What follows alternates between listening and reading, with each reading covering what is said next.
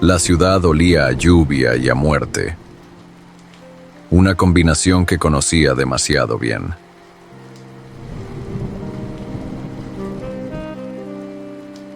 Llevaba 3 noches sin dormir, repasando los informes, las fotos de las escenas del crimen, buscando un hilo invisible que uniera a las víctimas más allá del método. Todas habían sido apuñaladas con precisión quirúrgica, con la herida perfecta en el lugar exacto. Ninguna lucha, ninguna huella, ningún testigo. Solo una cosa en común: el perfume.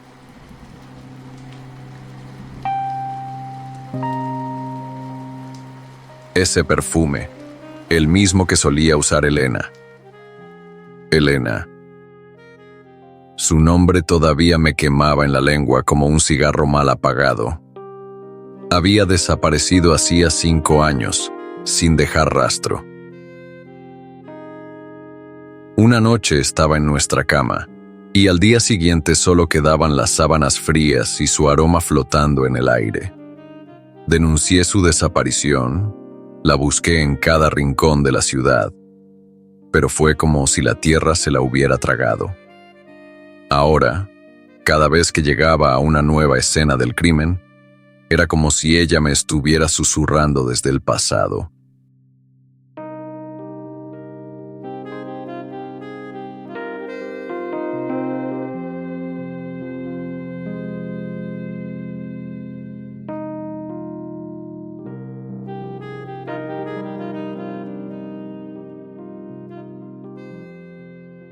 Me llamo Martín Velázquez, o al menos, así era como me conocían. Hace unos años era un detective respetado, un hombre al que sus compañeros confiaban en las situaciones más difíciles. Pero eso era antes de que Elena desapareciera. Desde entonces mi nombre no tiene la misma resonancia. En el mejor de los casos, soy el tipo que persigue sombras. En el peor, el que se pierde en ellas. Soy el tipo que se pasa las noches revisando evidencia, haciendo conexiones que nadie más parece ver. El tipo que no se permite dormir porque, si lo hace, las pesadillas sobre lo que sucedió con Elena lo ahogan.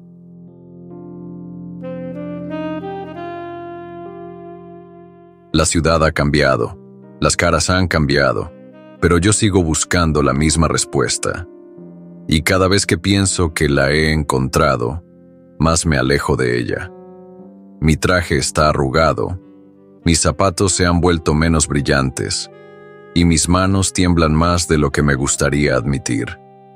Cada día es una batalla contra la fatiga, contra la certeza de que la verdad que busco probablemente nunca la encuentre.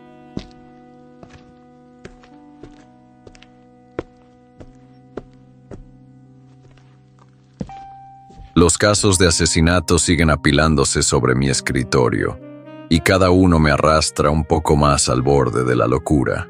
Y la gente ya no confía tanto en mí. Mi jefe me lanza miradas que, aunque no las diga en voz alta, sé que lo piensa. Ya no eres el mismo, Velázquez. A veces incluso me pregunto si yo lo soy. Pero cuando veo el perfume, cuando huelo ese aroma, todo lo demás desaparece. La ciudad, el tiempo, el dolor. Es como si ella estuviera ahí otra vez, como si su ausencia nunca hubiera existido.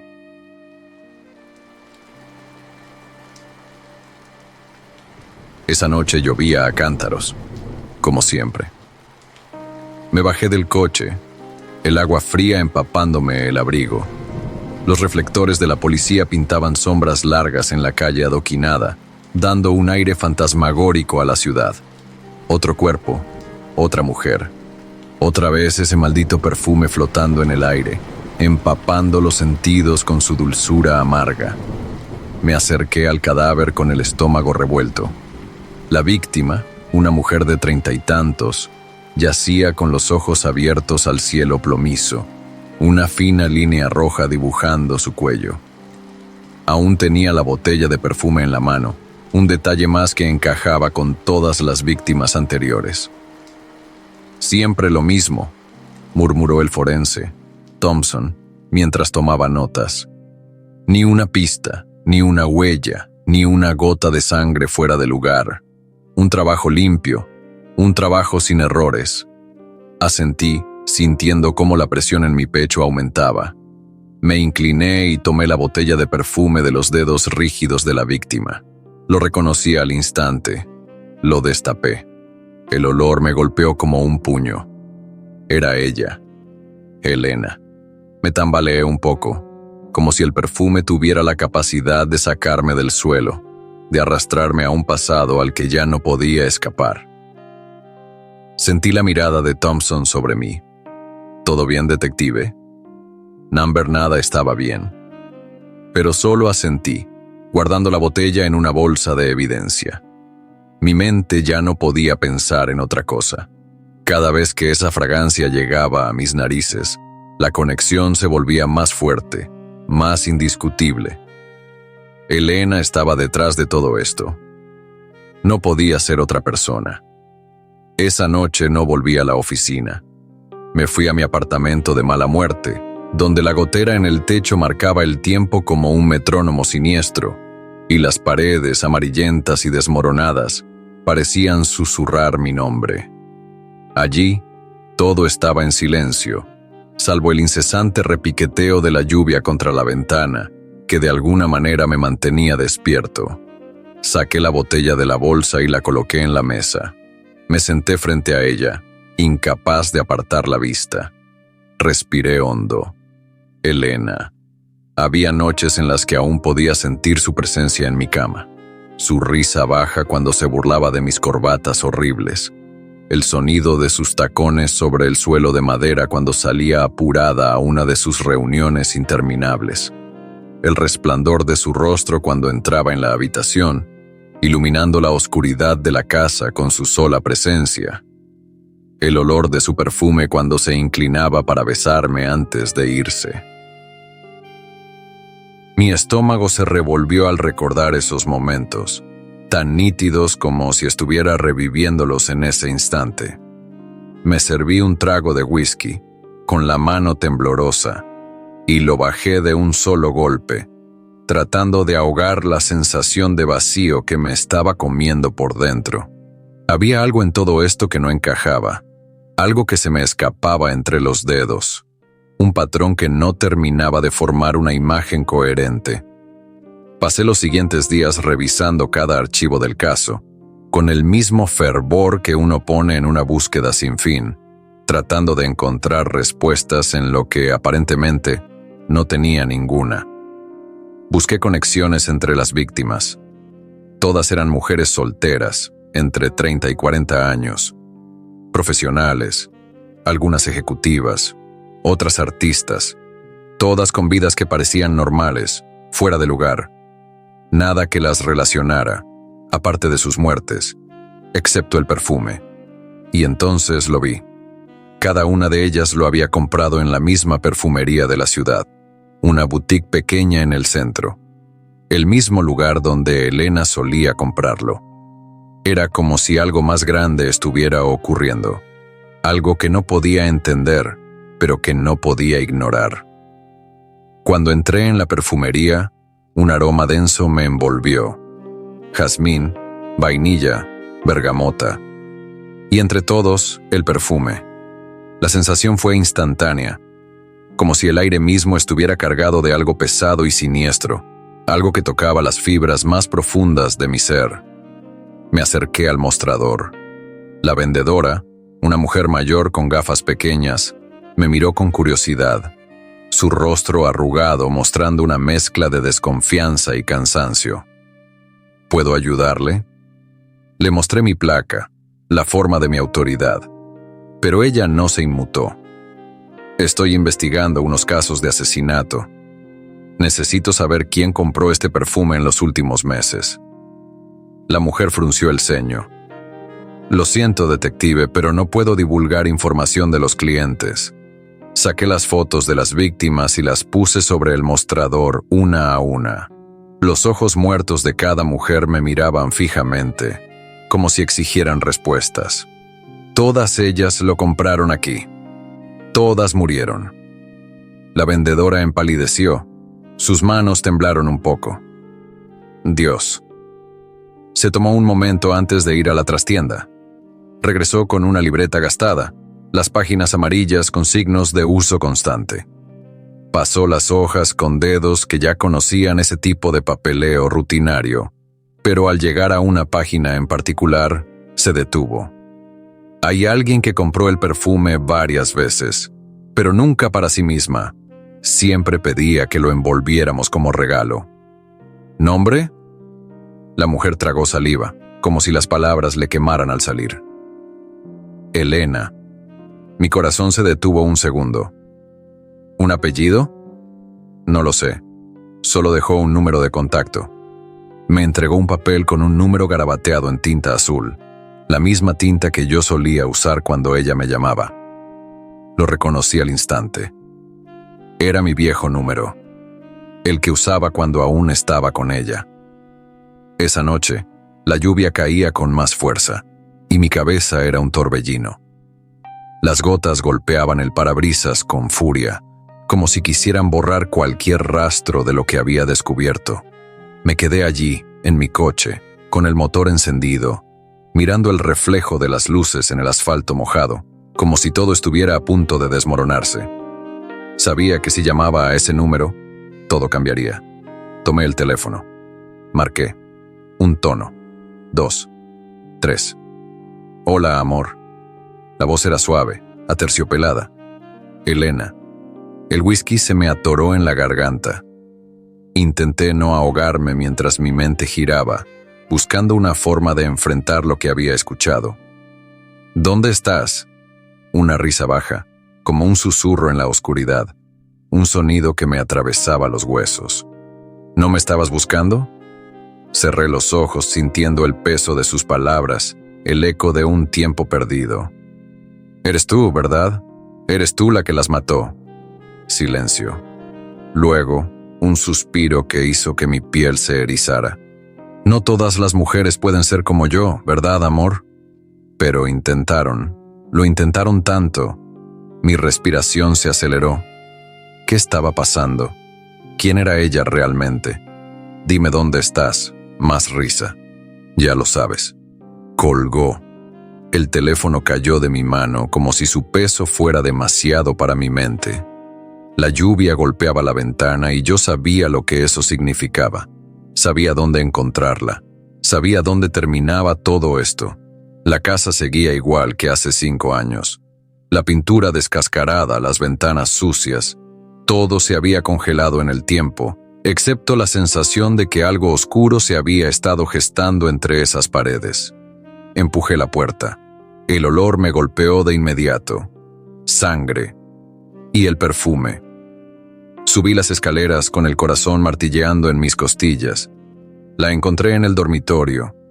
Estaba sentada en la cama, con las piernas cruzadas, mirándome como si no hubieran pasado 5 años. El mismo vestido rojo, la misma sonrisa. Hola, amor. Mi mano tembló sobre la pistola. ¿Por qué? Ella inclinó la cabeza, su mirada llena de una mezcla de diversión y tristeza. Porque no podían ser yo, porque tú las mirabas como me mirabas a mí. Mi estómago se revolvió y las sombras en la habitación parecieron alargarse, como si todo fuera una ilusión en la que ya no podía confiar. Tú desapareciste. Yo te busqué. Lo sé, susurró. Y fue hermoso verte perderte en la niebla. Me quedé helado. Entonces ella sonrió más ampliamente, y vi el cuchillo en su mano, brillando a la luz de la lámpara. Pero esta vez no iba a ser la víctima. El disparo retumbó en la casa vacía. Elena se desplomó en la cama, el perfume todavía flotando en el aire, envolviendo todo como un manto. La lluvia golpeó la ventana con más fuerza, y todo quedó en silencio. Me quedé allí, sintiendo el eco de su risa desvaneciéndose en la noche, mientras el olor de la lluvia y la sangre seguía impregnando el aire. El caso estaba resuelto, pero el olor de la lluvia, la muerte y el perfume de Elena nunca se iría.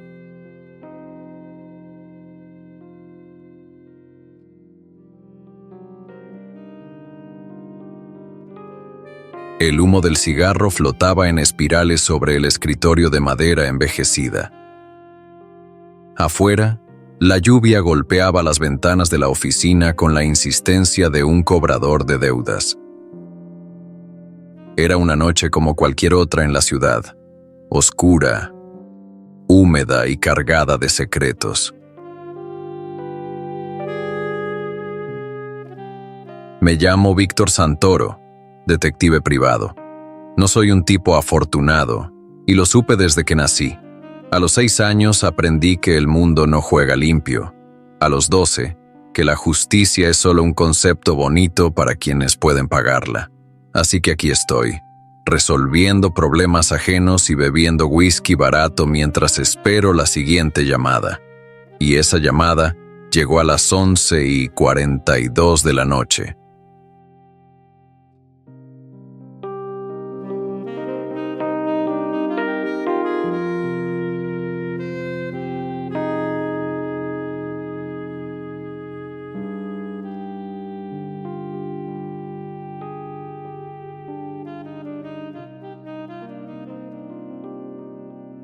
¿Santoro?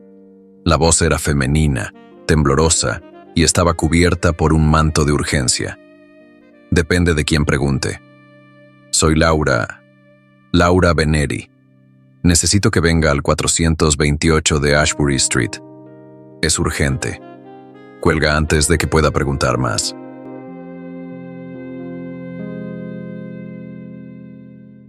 Las mujeres en esta ciudad nunca llaman para dar buenas noticias. Tomé mi gabardina, aseguré el revólver en su funda y salí al encuentro de la noche.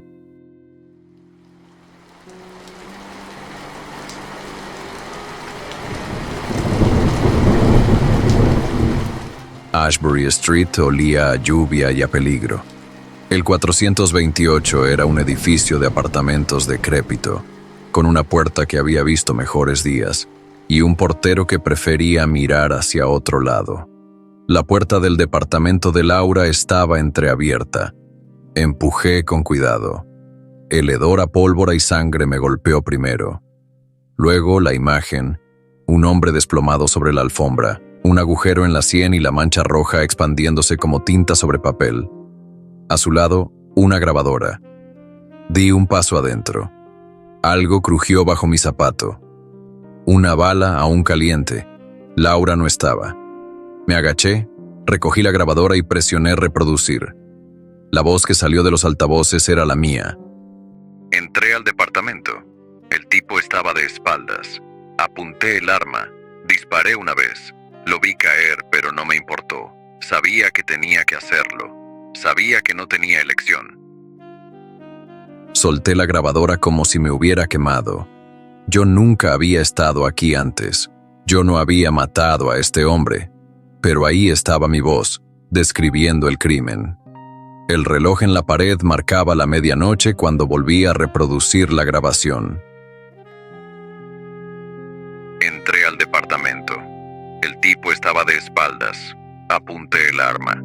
Disparé una vez. Lo vi caer, pero no me importó. Sabía que tenía que hacerlo. Sabía que no tenía elección. La cinta zumbó un segundo antes de detenerse.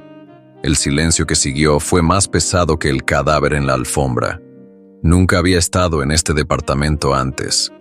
Nunca había visto a este tipo en mi vida. Pero esa voz era mía. Lo reconocería en cualquier parte. Me acerqué al cuerpo. Un hombre de mediana edad, traje gris, corbata aflojada. El orificio de bala en su sien derecha no dejaba dudas. Ejecución limpia, sin margen de error. El tipo había tenido un mal día. Registré su billetera. Alfredo Marconi. No me sonaba, pero la duda ya se me había instalado en la cabeza, como un gusano en una manzana podrida. Fue entonces cuando escuché el golpe de pasos en el pasillo. ¡Policía! ¡Nadie se mueva! Genial. Justo lo que necesitaba. Me esposaron y me sacaron del apartamento como si fuera un criminal más. La lluvia se había intensificado, y el neón parpadeante del bar de la esquina me reflejaba en el charco de la acera. Un hombre mojado, cansado y jodido. Me metieron en un auto patrulla sin demasiada ceremonia, y 10 minutos después estaba en la comisaría, sentado en una sala de interrogatorios. El reloj marcaba la 1:17 de la mañana cuando entró el teniente O'Reilly, un irlandés de rostro curtido y cejas que siempre parecían fruncidas. «Dime que no me estás jodiendo, Santoro». «Me encantaría, pero me desperté hace una hora y me enteré de que aparentemente soy un asesino». O'Reilly tiró una carpeta sobre la mesa y me empujó una foto. El cadáver de Marconi desde otro ángulo. ¿Conocías al difunto? Primera vez que lo veo. Eso dice todo el mundo, hasta que les ponemos las esposas. Me incliné hacia adelante. Escucha, O'Reilly, sé que esto huele mal, y créeme, yo estoy en el centro del apestadero, pero no lo maté. Eso lo dirá el juez. Dame una hora. ¿Para qué? Para encontrar a la persona que me está jodiendo. O'Reilly me miró largo rato. No éramos amigos, pero le debía un favor desde hace años. Finalmente suspiró. Tienes una hora. Salí de la comisaría con un sabor amargo en la boca. Lo primero era encontrar a Laura Benetti, la mujer que había hecho la llamada.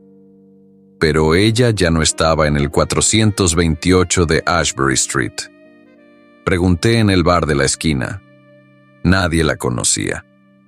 Fui a su apartamento. La puerta estaba abierta, pero el lugar había sido saqueado.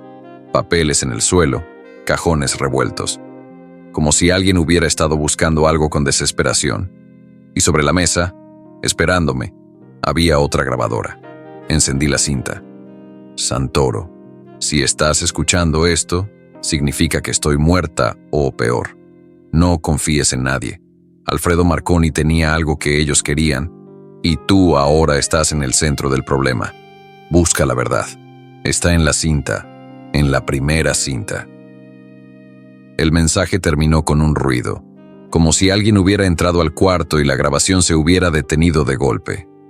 El frío me recorrió la espalda. Había una primera cinta, y tenía que encontrarla antes de que lo hicieran ellos. Laura estaba desaparecida, muerta, secuestrada o huyendo, pero desaparecida. Y lo que fuera que estaba pasando, la respuesta estaba en esa primera cinta de la que hablaba su mensaje. El problema era que yo no tenía ni idea de dónde encontrarla. El reloj en la pared marcaba las 2:05 de la mañana y el whisky en mi bolsillo pesaba más que el revólver. Me senté en un sillón polvoriento del apartamento saqueado y traté de poner mis ideas en orden. Marconi tenía algo importante. Laura lo sabía. Y alguien más también. Si me estaban inculpando, era porque necesitaban un chivo expiatorio o porque querían que siguiera un rastro equivocado. Pero, ¿por qué usar mi voz en la grabación?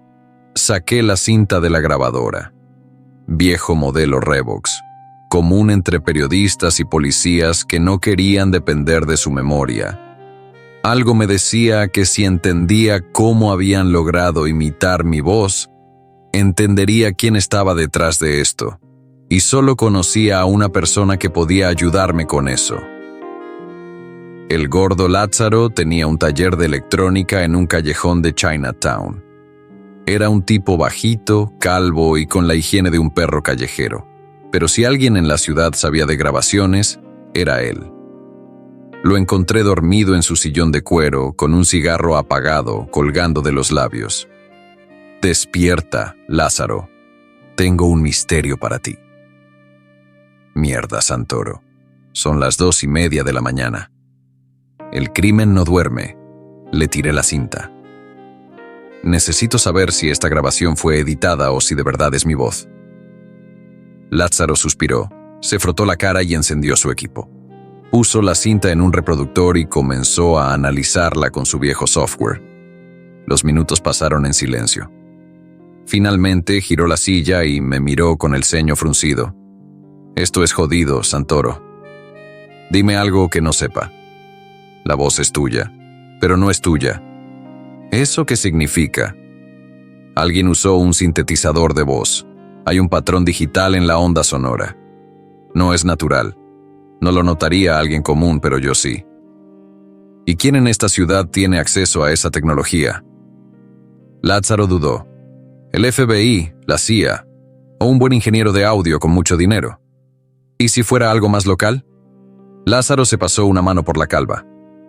Podría ser alguien de la radio o el cine, o alguien de la policía. Salí del taller con el estómago revuelto. Si la policía estaba involucrada, estaba jodido hasta el cuello. No me gustaba la idea, pero había un nombre que encajaba en todo esto. Frank Verona. Verona era un policía corrupto con una sonrisa de vendedor de autos usados. Durante años, había sido el perro de caza de los peces gordos de la ciudad, y tenía los contactos suficientes para fabricar pruebas y eso le daba un buen cheque al final del mes. Si Verona estaba metido en esto, entonces el caso era más grande de lo que pensaba. Y lo peor de todo, sabía dónde encontrarlo. El Blue Mirage era su bar favorito, un sitio de luces bajas y humo espeso donde los tratos sucios se cerraban con un apretón de manos y un whisky doble. Lo encontré en una mesa al fondo, rodeado de dos tipos con caras de matones. Su traje gris tenía la arrogancia de un hombre que se cree intocable. «Santoro», dijo sin levantar la vista de su vaso. «Pensé que estarías tras las rejas. Y yo pensé que un policía debía atrapar criminales, no fabricarlos». Uno de sus gorilas se movió, pero Verona levantó la mano. «Tranquilo. Santoro es solo un hombre confundido. ¿Verdad, detective?» Me senté frente a él. «Vamos a hablar claro, Verona. Sé que la grabación es falsa. Sé que alguien usó mi voz. Y sé que tú tienes algo que ver». Verona sonrió, saboreando el momento. «Eres bueno, Santoro. Siempre lo fuiste. Dime lo que quiero saber. ¿Y qué sacaría yo de eso?» «Mi paciencia. Y créeme, se está acabando». Verona dejó su vaso sobre la mesa y se inclinó. «Estás en algo más grande de lo que crees, y ya es demasiado tarde para salir». «¿Quién me tendió la trampa?» «Digamos que a algunas personas no les gusta que los secretos salgan a la luz». «¿De qué secretos hablas?» Verona sonrió. «De la cinta original». El aire se volvió pesado. «Dime dónde está». «No puedo». «¿Por qué?» Verona se acercó más y susurró. «Porque si la encuentras, estarás muerto». Salí del Blue Mirage con más preguntas que respuestas. Verona no iba a cantar, pero había confirmado que la grabación original existía. Y si existía, alguien más debía estar buscándola. De repente sentí que alguien me observaba. Me giré justo a tiempo para ver una sombra desaparecer en el callejón. Eché mano al revólver y la seguí. El callejón olía a basura mojada y desesperación. Di un par de pasos y entonces lo vi. Un hombre tirado en el suelo con la garganta abierta como una muñeca rota, y en su mano, aferrada con fuerza, estaba una nota. La arranqué de sus dedos y leí las únicas palabras escritas con tinta roja. Hotel Royal, habitación 312. Encuentra la cinta antes que ellos. Miré al cadáver. No lo conocía, pero alguien lo había matado para enviarme un mensaje. Fuera quien fuera. Ahora jugábamos el mismo juego, y el tiempo se estaba acabando. El Hotel Royal era el tipo de lugar donde los secretos se escondían entre sábanas sucias y tragos a medias. Un edificio de 7 pisos con la fachada envejecida por el humo y la desesperación de la ciudad. La clase de sitio donde la gente entraba sin querer ser vista y salía en bolsas negras cuando las cosas salían mal. Eran las 3:25 de la mañana cuando llegué. Me registré con un nombre falso y subí por las escaleras hasta la habitación 312. La alfombra estaba tan gastada que el piso crujía con cada paso. Me detuve frente a la puerta. No había cerradura forzada, pero la sensación de peligro era tan densa como el humo de cigarro en un billar. Deslicé la mano hacia la funda del revólver y giré el picaporte. La puerta se abrió con un chirrido, y ahí, en el centro de la habitación, estaba Laura Benetti. Santoro. Su voz era apenas un susurro. Su vestido rojo estaba rasgado, y su cara tenía el mapa de una paliza. «Mierda, Laura». Corrí hacia ella, pero levantó una mano débil para detenerme. «La cinta. ¿La tienen?» «¿Quién la tiene?» Tosió sangre. «Verona. Pero él también tiene miedo. Hay alguien más. Más arriba». Me agaché para sujetarla, pero su cuerpo se sacudió con un último espasmo. Entonces noté algo en su otra mano. Una llave. La tomé con cuidado. Estaba etiquetada. Bodega, sótano. Y de repente, todo cobró sentido. Bajé al sótano del Hotel Royal sin perder tiempo. La bodega olía a mojo y a historias olvidadas. La llave encajó en una puerta metálica al final del pasillo. Giré la cerradura y entré. El cuarto era pequeño, con cajas apiladas y un escritorio cubierto de polvo. Y sobre el escritorio, la maldita cinta. La metí en la grabadora portátil que llevaba y presioné play. El sonido era algo distorsionado, pero la voz que salió me heló la sangre. «Aquí, Verona. El trato está hecho. Marconi tiene los documentos. Pero si habla, lo silenciamos. Nadie debe saber lo del senador». El senador. Maldición. Este caso no era sobre un simple asesinato. Era sobre corrupción de alto nivel. Marconi había tenido pruebas de que un senador estaba metido en negocios sucios, y Verona lo había mandado a matar. La cinta era la prueba, y alguien quería asegurarse de que nunca saliera a la luz. Por eso me inculparon. Por eso Laura estaba muerta. Pero ahora yo tenía la evidencia, y no pensaba morir por ella. Salí del hotel con la cinta en el bolsillo y la seguridad de que alguien vendría por mí pronto. No tuve que esperar mucho. Cuando llegué a mi oficina, Verona ya estaba ahí. Me esperaba en mi silla, con su pistola sobre el escritorio. «Dámela, Santoro». Cerré la puerta detrás de mí. «No puedo hacer eso, Verona». «No seas estúpido. No tienes idea de con quién estás jugando». Me acerqué lentamente. «Un senador corrupto. Un grupo de asesinos a sueldo. Y tú, como su perro fiel. Lo tengo claro. Si crees que esa cinta te salvará, estás equivocado». Saqué la grabadora de mi bolsillo y la dejé sobre el escritorio. «Tal vez no. Pero ya envié una copia a la prensa. La mentira era buena. Muy buena. Y Verona lo supo en cuanto vio mi cara. Su mano tembló sobre la pistola. «Estás jodido, Santoro. No más que tú». Se quedó en silencio unos segundos. Luego, soltó una carcajada seca. «Siempre fuiste un dolor en el culo». Levantó la pistola. Disparé primero. Su cuerpo cayó hacia atrás, llevándose consigo la silla y golpeando el suelo con un ruido sordo. Me acerqué y lo miré. Sus ojos ya estaban vacíos. Una parte de mí sintió lástima. La otra parte sirvió 2 tragos y brindó con la muerte. El caso desapareció de los titulares en menos de una semana. Verona fue declarado muerto en circunstancias sospechosas. Nunca encontraron a su jefe, pero eso no me sorprendió. La cinta nunca llegó a la prensa. No hubiera importado. La gente poderosa sabe cómo hacer que las cosas desaparezcan. Y yo volví a mi oficina. Volví al humo de cigarro, al whisky barato y a esperar la siguiente llamada. Porque en esta ciudad siempre hay un nuevo misterio esperando, y siempre habrá alguien como yo, lo suficientemente estúpido como para intentar resolverlo.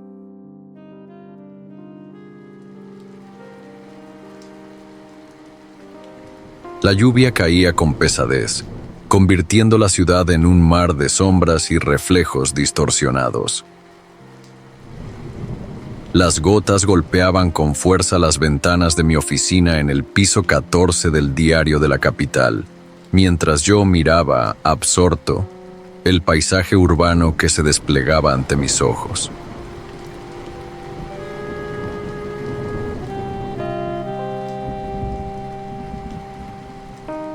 Las luces de los neones, borrosas debido al agua, parpadeaban de manera intermitente, como si quisieran alertarme de algo, aunque no sabían qué. Era una noche como cualquier otra, en la que la ciudad parecía estar suspendida en un estado de vacío. Pero algo no estaba bien, algo estaba cambiando.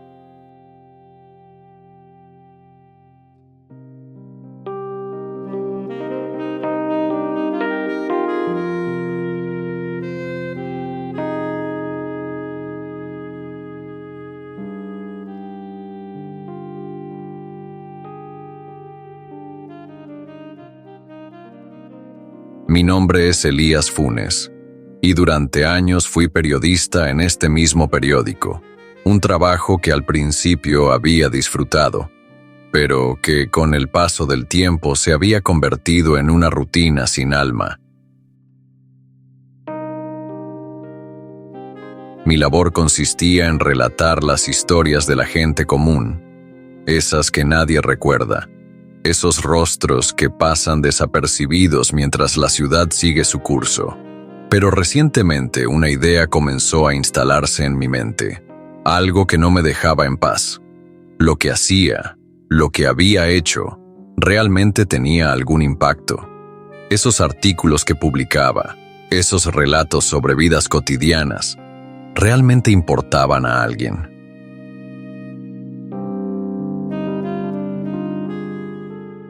Todo comenzó con un artículo que escribí sobre Raúl Montenegro, un anciano que vendía café en la esquina de San Martín y Rivadavia.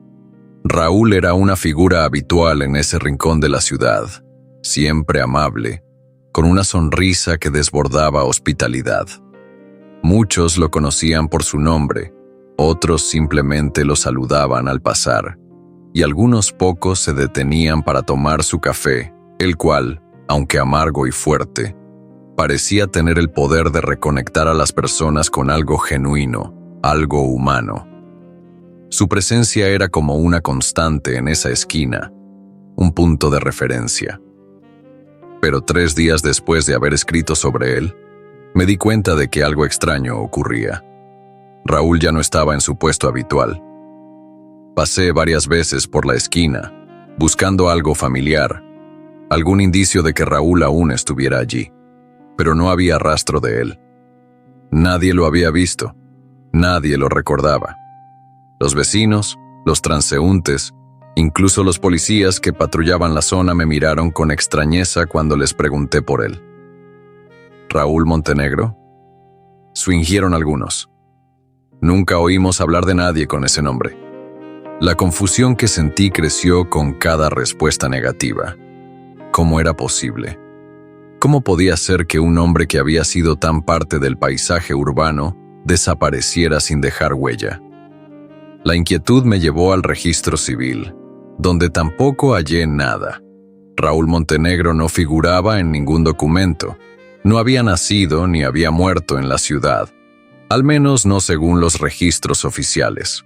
Fui a la morgue, pero tampoco allí encontré pistas sobre su paradero. Era como si Raúl nunca hubiera existido. La sensación de pavor me invadió de forma cada vez más intensa.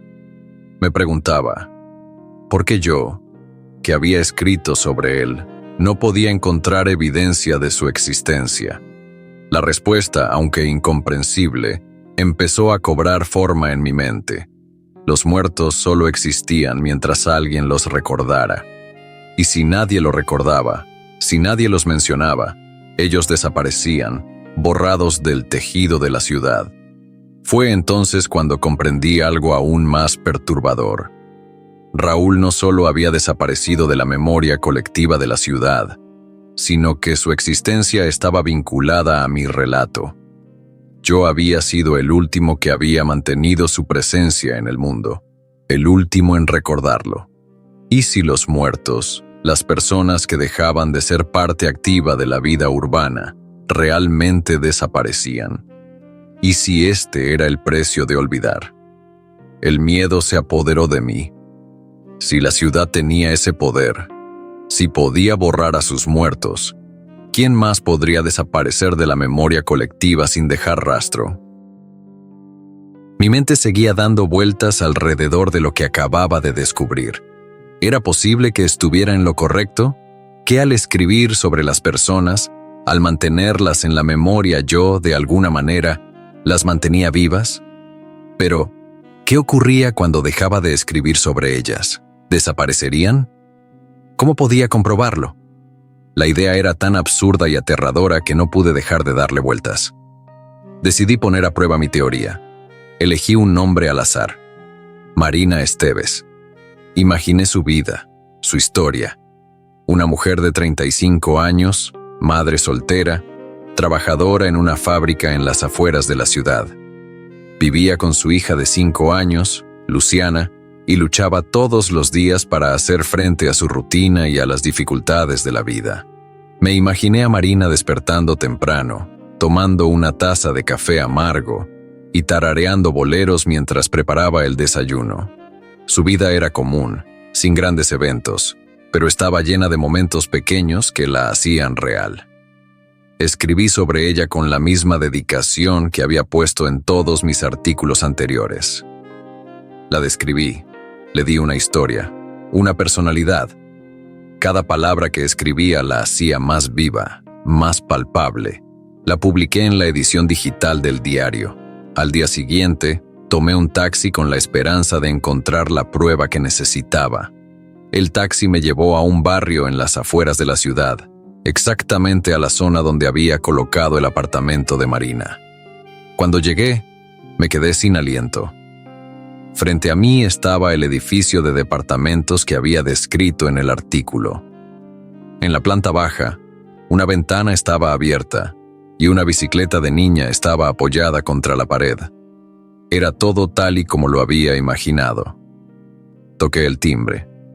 Una mujer de 35 años, con ojeras profundas y una expresión de sorpresa, abrió la puerta. «¿Señora Esteves?», pregunté, mi voz temblorosa. «Sí, ¿quién es usted?», respondió ella desconcertada. Era Marina Esteves. No solo había creado su historia, sino que, de alguna manera, la había traído a la vida.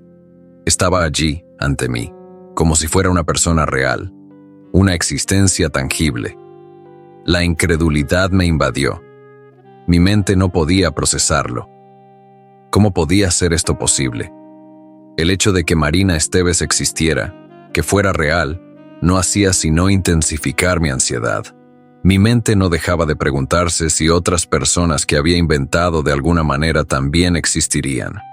Durante días, seguí escribiendo sobre Marina, dándole pequeños detalles sobre su vida, ampliando su historia, creando momentos de lucha y de amor. Cada artículo sobre ella era como una extensión de su ser, un paso más en su realidad. Pero algo comenzó a cambiar en mí. Comencé a preguntarme, ¿qué sucedía si dejaba de escribir sobre ella? ¿Desaparecería como Raúl Montenegro? Mi curiosidad, mezclada con el miedo, me empujó a hacer lo que temía. Decidí borrar su historia, eliminarla de los archivos digitales del periódico. Era una prueba más, un experimento que debía realizar para entender los límites de mi poder. Al día siguiente, regresé al barrio, pero al llegar al edificio, todo había cambiado. El departamento de Marina Esteves estaba vacío. Nadie la recordaba. Pregunté a los vecinos, pero ninguno la conocía. El dueño del edificio me dijo que ese departamento había estado desocupado durante meses. Me paralicé. Marina Esteves, mi creación, había desaparecido, como si nunca hubiera existido. Revisé mis notas anteriores, los artículos que había escrito a lo largo de los años. Aquellas pequeñas historias sobre personas comunes, a menudo olvidadas, ya no tenían eco en la memoria de la ciudad. Las historias de esas personas, Una vez escritas, se desvanecían si no eran mantenidas vivas en la memoria colectiva. La ciudad tragaba a sus muertos, a los que dejaban de ser recordados, y yo era el único que tenía el poder de preservar o borrar esas vidas. La obsesión me consumió. Durante días, pasé horas frente a la máquina de escribir, creando historias, imaginando vidas. Cada vez que escribía sobre una persona, sentía que se volvía más real, como si el acto de escribir la hiciera nacer de la nada. Pero entonces me di cuenta de algo aún más aterrador. Si dejaba de escribir sobre ellos, se desvanecían. Desaparecían de la ciudad, de las memorias de sus seres queridos, de los registros oficiales. Eran como fantasmas, atrapados en un limbo del olvido. Cada vez que creaba una nueva historia, me preguntaba si podría soportar la responsabilidad de mantenerlas vivas. La ciudad, mi ciudad, se alimentaba de la memoria, pero también olvidaba con la misma facilidad. Sentí el peso de esa responsabilidad. ¿Qué sucedería si alguna vez me olvidaba de alguien? ¿Qué haría si los olvidados comenzaran a reclamar mi atención, si me pidieran que los recordara? Esa noche la ciudad parecía estar aún más sumida en su habitual indiferencia. La lluvia había disminuido, pero el aire seguía húmedo, pesado, como si todo estuviera impregnado de una quietud que presagiaba algo oscuro. Estaba sentado frente a mi máquina de escribir, con las manos temblando levemente, mi cigarro casi consumido en el cenicero. Sabía que algo no estaba bien, que estaba jugando con algo que no entendía, algo que podría desbordarme en cualquier momento. Entonces, como un susurro en la oscuridad, escuché un golpe en la puerta. Al principio pensé que era el viento, pero luego vinieron más golpes, insistentes, como si alguien estuviera tratando de hacerse escuchar. Me levanté lentamente. Mis pasos resonaban en la vacía habitación mientras me acercaba a la puerta. Al abrirla, una ola de frío me golpeó en la cara. El pasillo estaba oscuro, pero en la penumbra vi lo que no podía ser posible. Figuras humanas, difusas y etéreas, se perfilaban en la oscuridad. Eran personas, pero no del todo. Sus contornos eran difusos, sus rostros borrosos, como si estuvieran siendo absorbidos por el vacío. Sus ojos, vacíos y profundos, me miraban con una intensidad aterradora. Eran los muertos olvidados, aquellos de los que había escrito y luego había dejado de escribir. Personas que se desvanecieron de la memoria colectiva, atrapadas en un limbo del olvido, condenadas a desaparecer por mi acción, o más bien, por mi inacción. Uno de ellos dio un paso adelante. Un hombre con el rostro distorsionado, como si estuviera incompleto, un rompecabezas con piezas faltantes. Su voz, que surgió como un murmullo desde las profundidades de la nada, me heló el alma. «Nos abandonaste», dijo, su voz grave y cargada de desesperación. «Nos borraste, nos condenaste al olvido». Mi corazón latió con fuerza en mi pecho. No podía moverme. No sabía si quería gritar o si simplemente me estaba quedando sin palabras. Retrocedí instintivamente, mi mente tratando de procesar lo imposible. Pero ellos no me dejaban ir. Se acercaron lentamente, arrastrando sus cuerpos pesados y vacíos, acercándose a mí como si esperaran algo, como si me necesitaban. Yo no... Intenté decir, pero las palabras se me atoraron en la garganta. Estaba perdido, atrapado en un lugar del que no podía salir. Ellos no querían que los olvidara, no querían ser borrados de la existencia, no querían ser escritos, no querían ser solo una historia en una página. Quería hacer algo, pero mi mente no encontraba la salida. El aire se volvía denso, espeso, como si la habitación misma quisiera asfixiarme. En un último intento, corrí hacia mi escritorio. Me senté frente a la máquina de escribir. Mis dedos temblaban sobre las teclas. pero algo en mi interior me empujaba a escribir. Tenía que escribir. No podía dejar que esos rostros vacíos se desvanecieran. Tenía que darles una historia, una razón para existir.